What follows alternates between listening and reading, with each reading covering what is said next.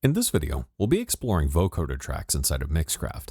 Mixcraft features a built-in vocoder, allowing you to instantly add some vocoded sounds to your productions. Vocoders are not only great for classic electronic music styles, but can also be a very powerful sound design tool by exploring the carrier-modulator relationship and experimenting with alternative sounds and sources.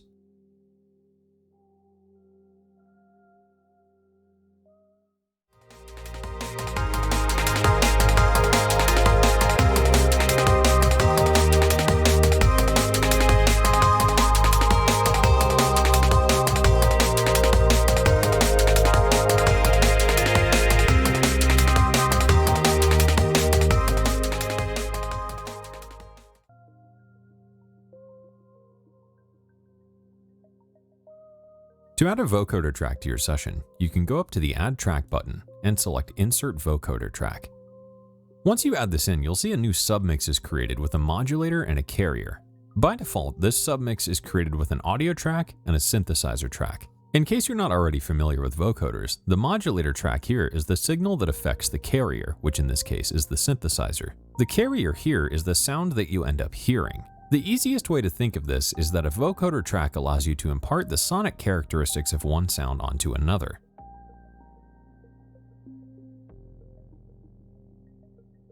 If we open up the vocoder here, we can see it has a few different controls.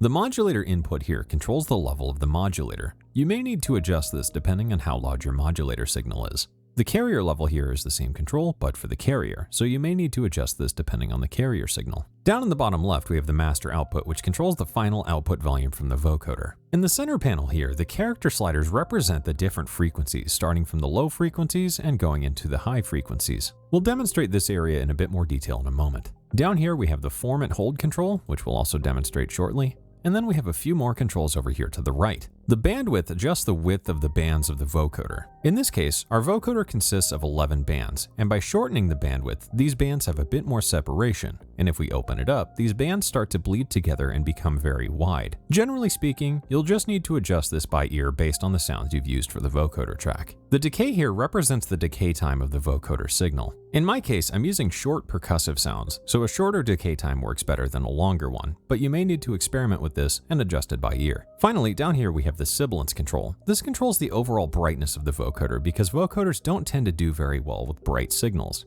This control is especially handy in the case of vocals, as raising the sibilance level can make them more intelligible. So if you're having a hard time understanding the words, you may adjust the sibilance control and find a good balance.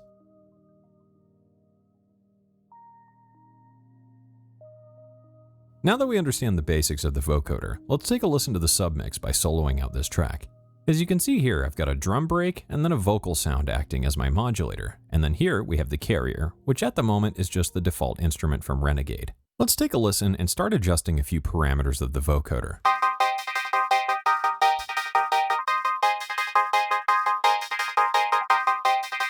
As you can hear, it's fairly tight and percussive, but let's open up the decay and see the difference it makes.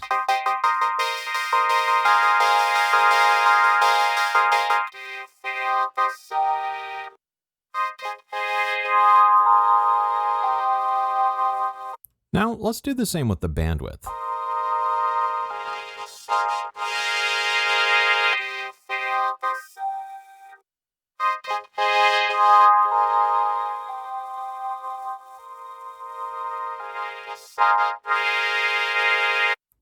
Finally, let's take a listen to the sibilance control and how that affects the sound.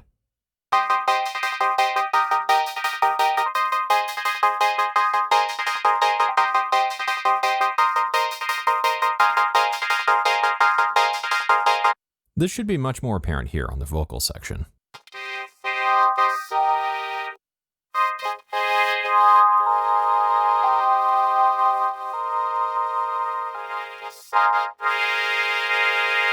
Now, let's take a listen to adjusting the character sliders and the effect that has on the sound.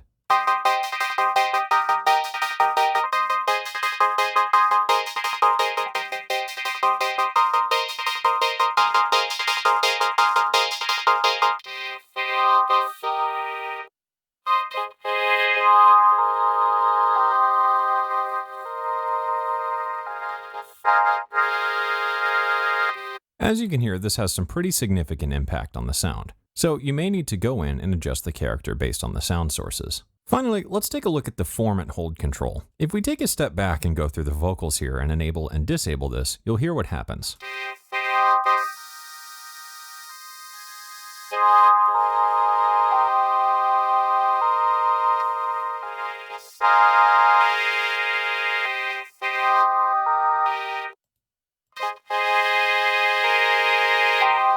What the form and hold control does is essentially freeze the signal, and this can also be automated, which is great to blend sections together. As you can see here, we have a small gap between the vocal phrases, and if we go back and use the form and hold control,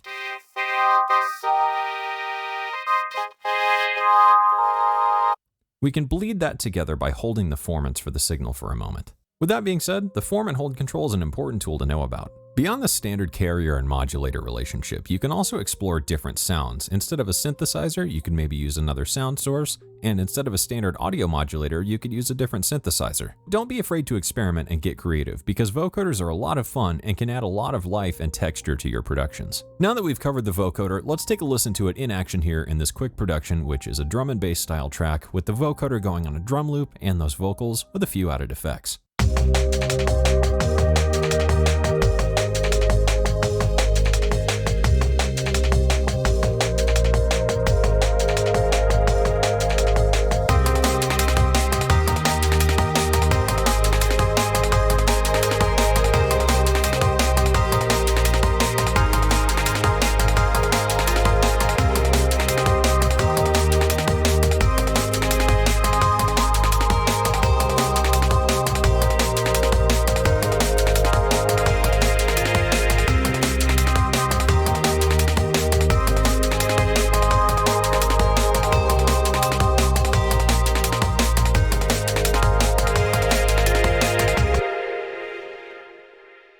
By now, you should understand how to set up and use a vocoder inside of Mixcraft, as well as explore the carrier and modulator relationship for a variety of unique sound design possibilities.